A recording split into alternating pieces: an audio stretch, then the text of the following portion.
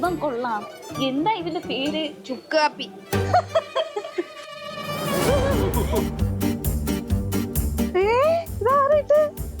Light.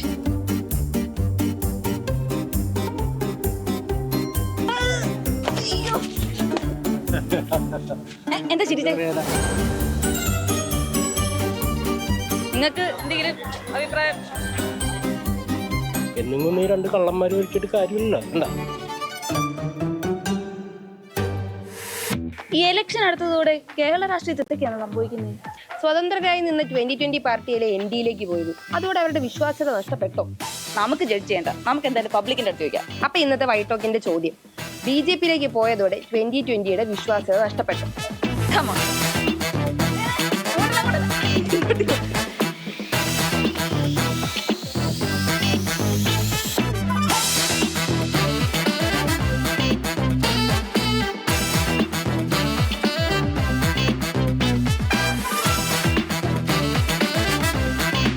2020 എന്നുള്ള party NDയിലേക്ക് പോയല്ലോ. അപ്പൊ അങ്ങനെ പോയത് വഴി അവരുടെ വിശ്വാസ്യത നഷ്ടപ്പെട്ടോ ജനങ്ങൾക്കിടയിലുള്ള? ചേട്ടാ, അങ്കിളിന് എന്താ തോന്നുന്നു? ശരിയാണില്ല, വിശ്വാസം പോയില്ലേ? ആ വിശ്വാസം നഷ്ടപ്പെട്ടു, തീർച്ചയായിട്ടും നഷ്ടപ്പെട്ടു. അവരവരുടെ നിലനിൽപ്പാണ് നോക്കിയേക്കണത്. രാഷ്ട്രീയം എന്ന് പറഞ്ഞിട്ടുണ്ടെങ്കിൽ അങ്ങനെയാണ്. ഇപ്പൊ പഴയ പോലത്തെ രാഷ്ട്രീയങ്ങളൊന്നും അല്ലല്ലോ ഇപ്പൊ. എങ്ങനെയെങ്കിലും കസേര സമ്പാദിക്കുക, അത് തന്നെയാണ് ഉദ്ദേശം. 2020യുടെ ഭാവി ആന്ധ്രാപ്രദേശിൽ കിടന്ന് നോക്കിയാൽ മതി. അവര് ചെയ്തത് ശരിയല്ലല്ലോ. ഒന്നും പറയാനില്ല. രാഷ്ട്രീയം പറയാണ്ടിരിക്കാൻ ഏറ്റവും നല്ലത്. 2020 ഞാൻ ഒരു രാഷ്ട്രീയ പാർട്ടിയും വിശ്വസിക്കില്ല. ഞാൻ ശരിക്കും കോൺഗ്രസ്സുകാരനാണ്. പക്ഷെ ഇപ്പൊ അതിൽ പോലും വിശ്വാസം ഇല്ലാണ്ടായി. കാരണം അവനവന്റെ നിലനിൽപ്പാണ്. അപ്പൊ അവർക്ക് നിലനിൽപ്പാണ് ഇന്നത്തെ പ്രശ്നം. കാരണം വലതും ഇടതും കൂടി അവരെ സമ്മർദ്ദത്തിലാക്കണേ. ഒരു പുളിങ്കമ്പായിട്ടാണ് ഇപ്പൊ NDയെ കണ്ടേക്കുന്നത്.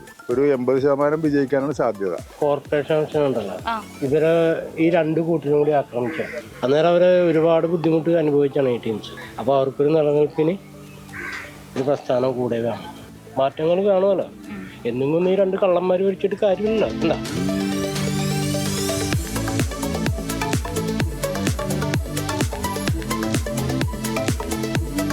0.0 ആയിട്ട് മാറും. അണികളോട് ആലോചിക്കാതെ പെട്ടെന്ന് ഈ സാബു ജാക്കബ് ഒരു തീരുമാനമുണ്ട്.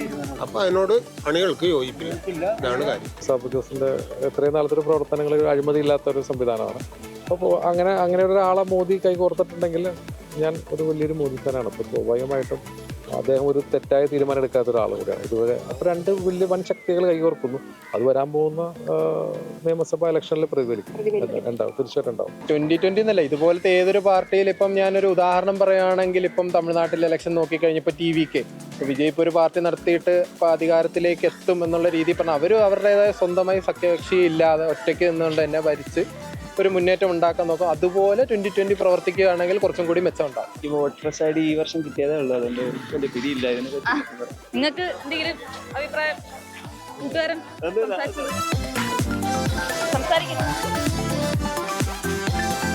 ജനങ്ങളുടെ പ്രതികരണമൊക്കെ നിങ്ങൾ കേട്ടല്ലോ. കൊച്ചിയിൽ നിന്ന് നമുക്ക് ലഭിക്കുന്നത് ഒരു സമ്മിശ്ര പ്രതികരണമാണ്. ഇനി നിങ്ങളുടെ അഭിപ്രായം എന്താണെന്നുള്ളത് കമന്റ്സിൽ അറിയിക്കണം. അപ്പൊ ഇന്നത്തെ വൈറ്റ് ടോക്ക് ഇവിടെ അവസാനിക്കുകയാണ്. നാളെ പുതിയൊരു ചോദ്യമായിട്ട് കാണാം. Signing off. Sarika Saji, bye bye.